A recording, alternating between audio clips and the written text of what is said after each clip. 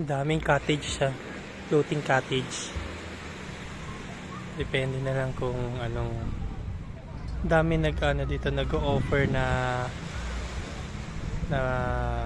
cottage, tapos dito ka na maliligo. Lahat yan, no?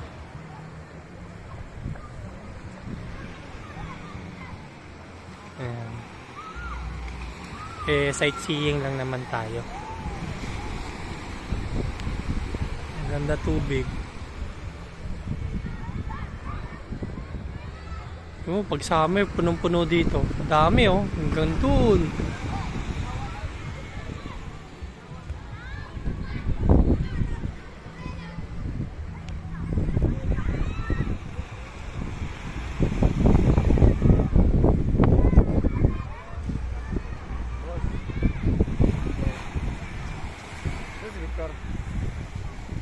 Na kumaka